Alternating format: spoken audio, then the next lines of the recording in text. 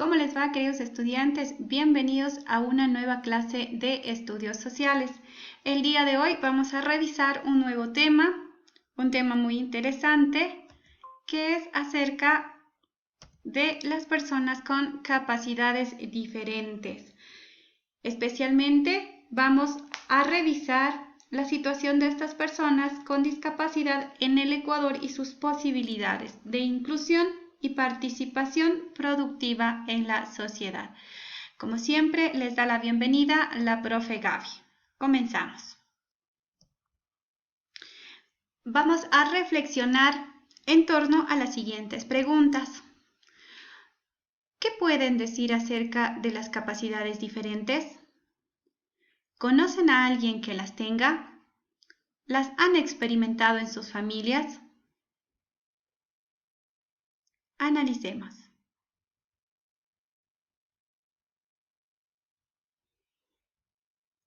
Ok. Ahora, revisemos qué son las discapacidades.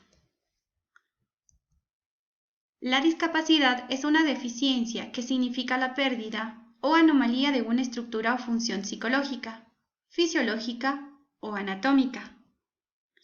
Algunas discapacidades pueden surgir por herencia, es decir, transmitida de padres a hijos. Algunas aparecen cuando nacen, otras en algún momento de su vida posterior. Otra causa de discapacidades pueden ser los accidentes, las infecciones, intoxicaciones, traumas, agentes físicos, desnutrición o agentes socioeconómicos culturales. Existen algunos tipos de discapacidad. Según el acuerdo al artículo 6 de la Ley Orgánica de Discapacidades, publicada en el Registro Oficial el 25 de septiembre de 2012, en nuestro país se distinguen 4 tipos de discapacidad.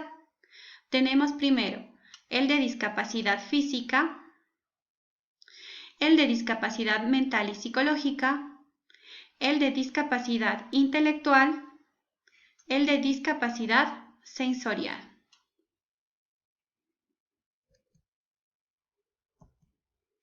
Recuerde que ante todo es importante cuando nos referimos a estas personas utilizar un lenguaje positivo, debido a que el uso de expresiones y términos cotidianos referentes a la discapacidad influyen directamente en la construcción colectiva de las ideas sobre ella.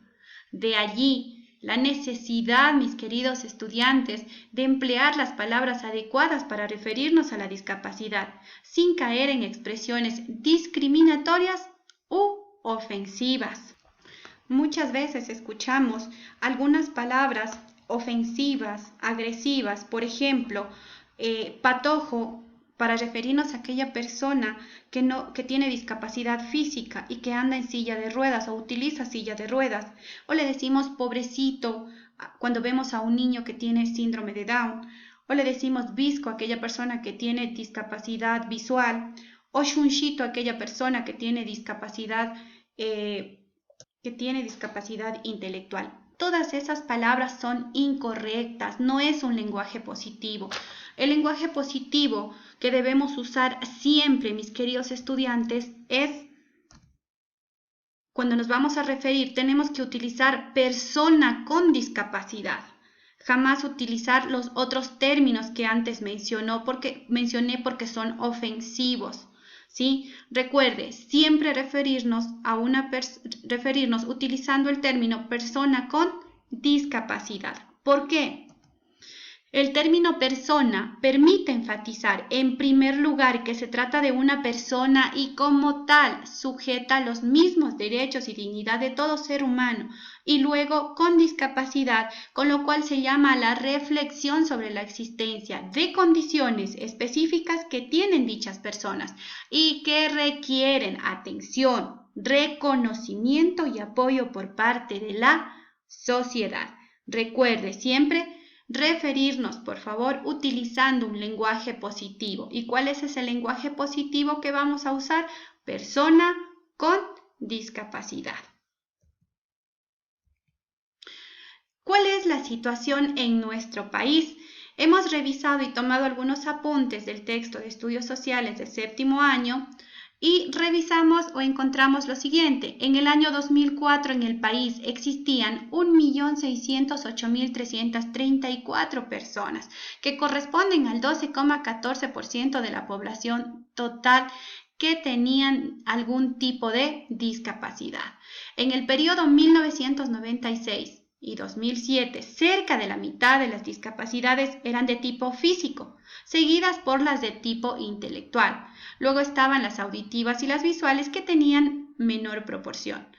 Personas con discapacidad, mis queridos niños, hay en todo el país, pero tienen mayor incidencia en las zonas urbano-marginales y rurales, precisamente donde hay menos condiciones para prevenirlas o remediarlas.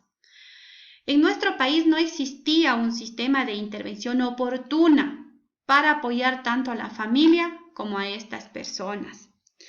Se aprobó el Plan Nacional de Discapacidades por el año de 1961, en donde se expidió la Ley de Discapacidades en el año de 1992, y es aquí donde que se creó el Consejo Nacional de Discapacidades, CONADIS, en el año de 1994.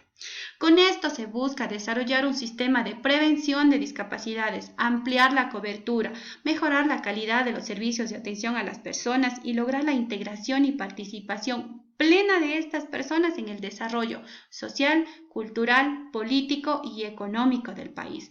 Pero es una tarea de todos, mis queridos estudiantes, y aún falta muchísimo por hacer. La educación inclusiva y la inclusión educativa. La educación inclusiva permite abordar y responder a la diversidad de las necesidades de todos los estudiantes a través de una mayor participación en el aprendizaje. Claro que esto implica que deben haber cambios o modificaciones en contenidos, enfoques, estructuras y estrategias. ¿Qué es la inclusión educativa? La inclusión educativa, en cambio, responde a la garantía del derecho a una educación de calidad a través del acceso, permanencia, aprendizaje y culminación de todos los niños, niñas, adolescentes, jóvenes y adultos en el sistema educativo, reconociendo la diversidad mediante el buen trato y que sea integral en ambientes educativos que propicien siempre el buen vivir.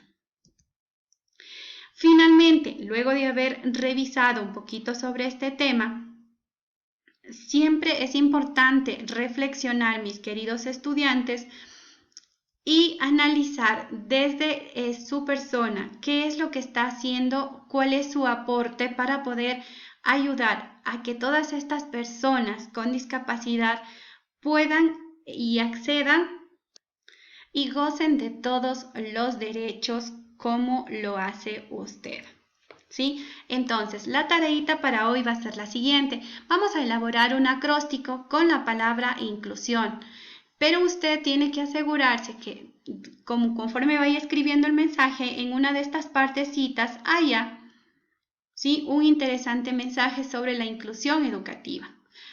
Recuerde que la tarea lo puede hacer en el cuaderno de deberes de estudios sociales o en una cartulina. Una vez que haga este bonito mensaje, este acróstico, va a decorar la hojita a su gusto, como si fuese para un trabajo que lo vamos a publicar en un periódico, en una revista, o como que si fuese para un concurso, ¿sí?